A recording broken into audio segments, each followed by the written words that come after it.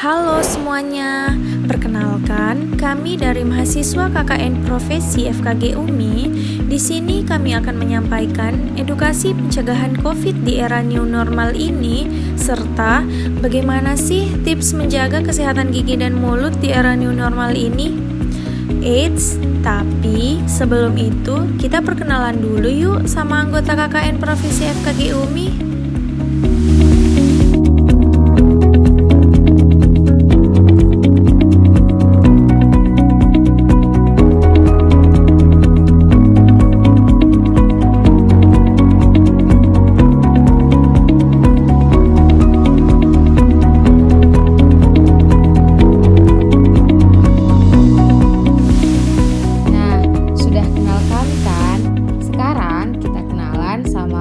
Kedokteran Gigi Universitas Muslim Indonesia. Universitas Muslim Indonesia merupakan salah satu perguruan tinggi Islam swasta tertua dan terbesar di kawasan Indonesia Timur, terutama di kota Makassar. Salah satu fakultas yang terdapat di Universitas Muslim Indonesia adalah Fakultas Kedokteran Gigi. Fakultas ini didirikan pada tanggal 16 April 2012. Yang diprakarsai oleh almarhum Prof. Dr. Gigi Haji Muhammad Hatta Hasan, PhD, SPBM Konsultan. Fakultas Kedokteran Gigi UMI memiliki dua program studi, yaitu Pendidikan Kedokteran Gigi dan Pendidikan Profesi Dokter Gigi. Fakultas ini juga merupakan fakultas termuda di antara fakultas-fakultas yang ada di Universitas Muslim Indonesia. Assalamualaikum warahmatullahi wabarakatuh. Saya Profesor Dr. Gigi Muhammad Dharma Utama, PhD, SP Pros Konsultan, sebagai Dekan Fakultas Kedokteran Gigi Universitas Muslim Indonesia. Visi mewujudkan Fakultas Kedokteran Gigi yang menghasilkan lulusan yang berdaya saing melalui kegiatan Tridharma perguruan tinggi pada masyarakat yang berbasis nilai-nilai Islam di tingkat nasional. Harapan, mari wujudkan sivitas akademika yang berilmu amalia, beramal ilmiah, dan berakhlakul karimah. Semoga FKG dan Rumah Sakit Islam Gigi Mulut Universitas Muslim Indonesia dapat terakreditasi dengan baik sesuai yang diharapkan. Maju FKG UMI, Barakallah. Misi: menyelenggarakan pendidikan, penelitian, dan pengabdian masyarakat yang menghasilkan sumber daya manusia yang sesuai dengan bidang kedokteran gigi. Mendidik calon dokter gigi yang memiliki integrasi kepribadian Islam, menjunjung tinggi etika profesi, memiliki keunggulan kompetensi pada profesinya, berwawasan luas, memiliki kepekaan sosial, pengabdi yang mandiri dalam mengembangkan pengetahuan, teknologi dan seni di bidang kedokteran gigi. Melaksanakan sistem pelayanan dan manajemen bermutu untuk mencapai good governance, menghasilkan calon dokter gigi yang berdaya saing, mandiri, dan bernilai Islam di masyarakat. Tenaga pekerja di Fakultas Kedokteran Gigi terdiri dari dokter gigi spesialis, magister, doktor, dan guru besar yang merupakan lulusan dari berbagai universitas di dalam maupun di luar Indonesia. Selanjutnya, sarana penunjang pembelajaran mahasiswa terdiri dari perpustakaan,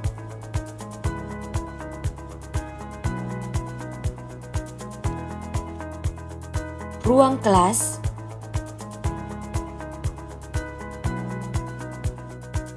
ruang tutorial, clinical skill lab atau ruang keterampilan, ruang praktikum,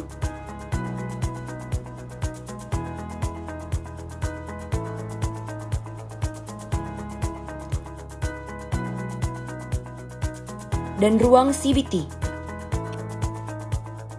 FKG UMI juga memiliki ruangan administrasi seperti ruangan tata usaha yang berfungsi untuk memfasilitasi pelayanan akademik mahasiswa, serta ruangan BMT yang berfungsi sebagai sarana pelayanan administrasi keuangan mahasiswa. Seluruh proses administrasi yang berjalan mengedepankan prinsip keterbukaan dalam proses pelayanannya.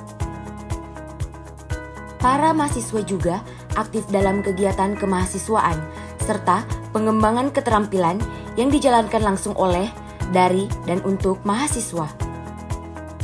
Selain itu, Fakultas Kedokteran Gigi Universitas Muslim Indonesia juga memiliki fasilitas lainnya, seperti masjid yang digunakan sebagai sarana penanaman nilai-nilai keislaman, serta ruangan rapat sekaligus aula yang digunakan untuk kegiatan besar seperti kuliah umum, rapat, kegiatan kemahasiswaan, dan lain-lain. Selama menempuh pendidikan profesi dokter gigi, mahasiswa akan melakukan pendidikan profesi di Rumah Sakit Islam Gigi dan Mulut FKG UMI, Rumah Sakit Ibnu Sina, dan Puskesmas Kota Makassar yang bekerja sama dengan FKG UMI. Mari bergabung bersama kami di FKG UMI.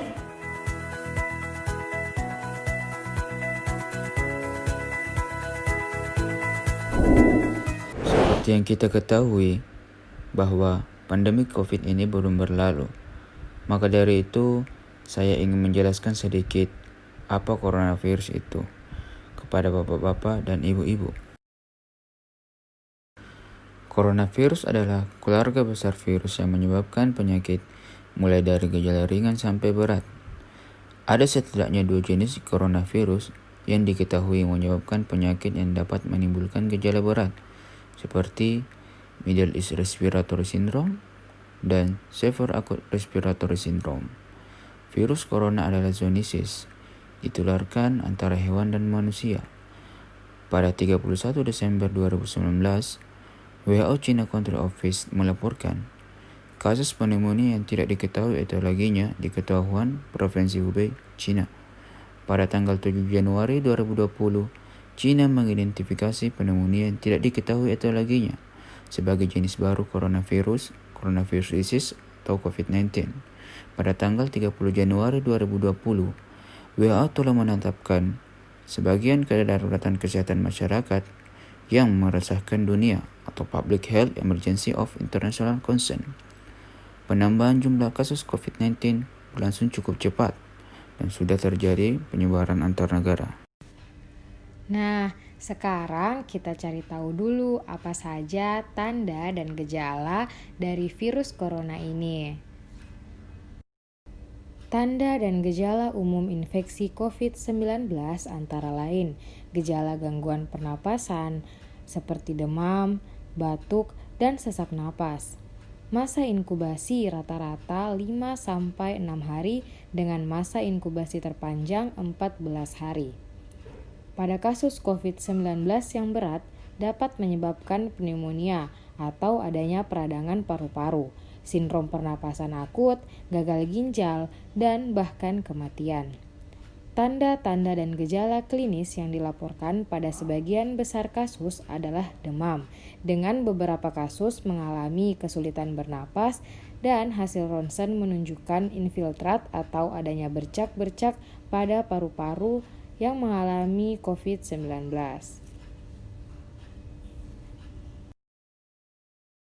Rumah sakit gigi dan mulut maupun puskesmas merupakan salah satu fasilitas kesehatan yang menyediakan sarana untuk meningkatkan kualitas pelayanan, pendidikan, dan penelitian di bidang kesehatan gigi dan mulut dari tingkat dasar hingga spesialis sesuai dengan tuntutan masyarakat dan perkembangan ilmu pengetahuan dan teknologi kedokteran dan kedokteran gigi.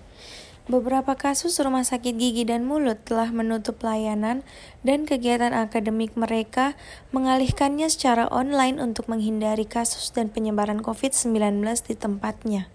Oleh karena itu, penyedia kesehatan gigi dan mulut harus memperhatikan praktik pencegahan infeksi untuk melindungi pasien dan kesehatan mereka sendiri. WHO Indonesia telah mengeluarkan pedoman pencegahan dan penanggulangan infeksi COVID-19 untuk pelayanan kesehatan. Maka Persatuan Dokter Gigi Indonesia mengakomodirnya dengan membuat pedoman pencegahan dan penanggulangan infeksi COVID-19. Droplet dan aerosol bukan hal baru bagi dokter gigi. Perawatan scaling dan pengeboran dengan memakai handpiece dalam proses restorasi gigi pasti menimbulkan residu aerosol. Dalam konteks transmisi penularan COVID-19, profesional dokter gigi menempati posisi yang paling rentan dalam lingkungan praktek. Itulah sebabnya dokter gigi wajib menggunakan APD kategori level 3, cover all jump suite, kacamata Google, masker N95 dan sepatu boot. Sekarang kita cari tahu yuk gimana sih penerapan hidup bersih dan sehat atau PHBS di era new normal ini. Tapi sebelum itu saya jelaskan terlebih dahulu ya mengenai apa itu PHBS. Nah, apa sih PHBS itu? Perilaku hidup bersih dan sehat atau PHBS adalah bentuk perwujudan orientasi hidup sehat dalam budaya perorangan, keluarga, dan masyarakat yang bertujuan untuk meningkatkan, memelihara, dan melindungi kesehatannya baik secara fisik, mental, spiritual, maupun sosial. Ada beberapa hal yang harus diketahui untuk pengurangan resiko COVID-19, yaitu 1. Tips kesehatan. Yang pertama, cuci tangan pakai sabun saat tiba di rumah, tempat kerja atau sekolah, sebelum makan, sebelum menyiapkan makanan, dan setelah menggunakan toilet. Yang kedua, gunakan cairan pembersih tangan minimal 60% alkohol bila sabun dan air mengalir tidak tersedia. Yang ketiga, tutup mulut dan hidung dengan siku terlipat saat batuk atau bersin atau gunakan tisu yang langsung dibuang ke tempat sampah tertutup setelah digunakan.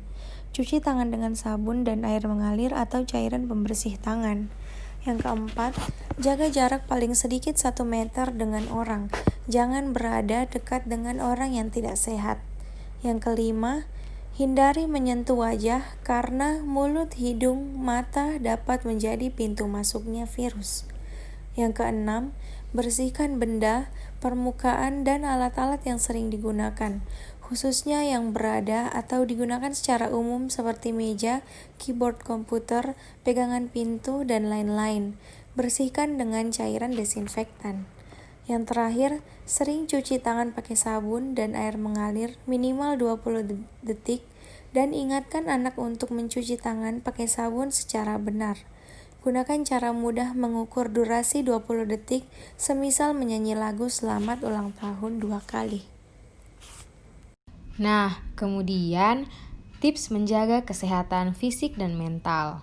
Pertama, menjaga asupan makanan gizi seimbang supaya tetap sehat.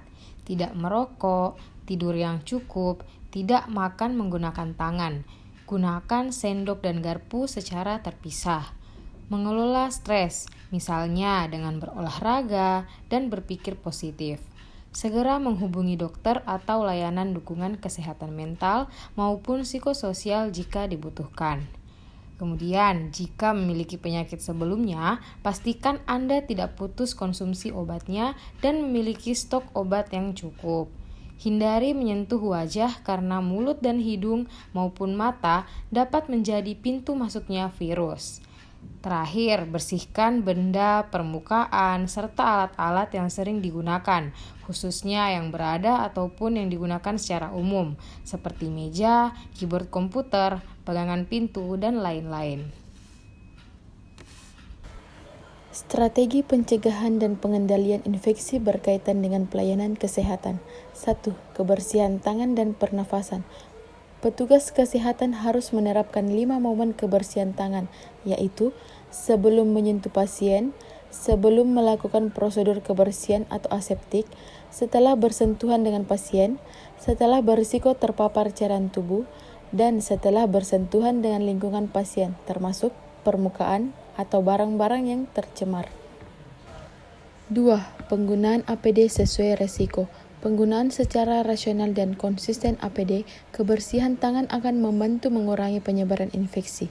Pada perawatan rutin pasien, penggunaan APD harus berpedoman pada penilaian risiko, antisipasi berkontak langsung dengan darah, cairan tubuh, sekresi, dan kulit yang terluka. 3. Pencegahan luka akibat benda tajam dan jarum suntik.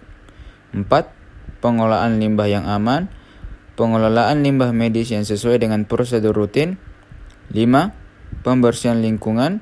dan sterilisasi linen dan peralatan perawatan pasien. Nah, di era pandemi ini, selain badan yang harus dijaga dan menerapkan protokol kesehatan, kita juga harus tetap menjaga kesehatan gigi dan mulut kita ya, untuk menghindari penyebaran penyakit pada rongga mulut kita. Yuk kita bahas sama-sama. Ada beberapa cara menjaga kesehatan gigi dan mulut di masa pandemi COVID-19, yaitu 1. Menghindari penumpukan plak. Plak merupakan lapisan lengket yang berasal dari sisa makanan yang menempel pada permukaan gigi dan gusi, serta mengandung bakteri. Plak gigi yang tidak dibersihkan, lama-kelamaan dapat mengeras dan menjadi karang gigi. Penumpukan plak membuat virus dan bakteri lebih mudah menempel dan berkembang masuk ke dalam tubuh. Penumpukan plak dapat dicegah dengan membersihkan gigi dan rongga mulut secara teratur. Yang kedua, menyikat gigi secara rutin dengan teknik yang benar. Menyikat gigi dengan benar dapat menjaga kesehatan gigi dan mulut. Sikat gigi direkomendasikan dilakukan 2 kali sehari, yaitu pagi setelah makan dan malam sebelum tidur. Sikat gigi dilakukan minimal 2 menit. Cara yang benar adalah dengan gerakan memutar dari area gusi yang berwarna merah ke arah gigi yang berwarna putih. Selain itu, pilih juga pasta gigi yang mengandung fluoride karena baik untuk kesehatan gigi. Bila perlu, dapat digunakan obat kumur atau mouthwash setelah menyikat gigi dengan tujuan untuk membersihkan area yang tidak terjangkau oleh sikat gigi. Yang ketiga, menggunakan benang gigi atau flossing. Benang gigi digunakan untuk membersihkan sisa makanan yang tertinggal di sela-sela gigi. Menyikat gigi seringkali tidak mampu menjangkau sela-sela gigi yang rapat. Sisa-sisa makanan di sela gigi ini berpotensi untuk menyebabkan gigi berlubang. Oleh karena itu, penting menggunakan benang gigi untuk membersihkan gigi dan mulut setelah menyikat gigi. Nah, yang keempat, mengurangi makanan dan minuman tinggi gula dan asam. Makanan dan minuman yang mengandung gula tinggi seperti permen, makanan dan minuman manis dapat memproduksi asam dalam rongga mulut sehingga pembentukan lapisan bakteri tidak bisa dihindari. Sedangkan makanan dan minuman dengan kandungan asam yang tinggi seperti makanan asam, minuman berkarbonasi, dan soda dapat membuat lapisan enamel gigi menjadi rusak. Oleh karena itu, kurangi asupan gula dan asam serta ganti dengan asupan buah dan sayur. Yang kelima, konsultasi ke dokter gigi. Melakukan pemeriksaan gigi secara berkala, yaitu setiap 6 bulan sekali, ke dokter gigi sangat dianjurkan sebagai pencegahan masalah gigi dan mulut. Namun, di masa pandemi seperti sekarang, keluar rumah bisa sangat beresiko, termasuk ke fasilitas kesehatan, baik seperti puskesmas, klinik, ataupun rumah sakit. Maka konsultasi secara langsung disarankan untuk ditunda. Namun masyarakat tetap bisa berkonsultasi dengan dokter gigi melalui telemedicine ataupun secara online. Nah, bagaimana bapak-bapak dan ibu-ibu sekalian mengenai penjelasan dari kami? Semoga apa yang telah kami sampaikan dapat bapak-bapak dan ibu-ibu gunakan dalam kehidupan sehari-hari. Terima kasih banyak atas perhatiannya. Mohon maaf bila ada kekurangan. Wassalamualaikum warahmatullahi wabarakatuh.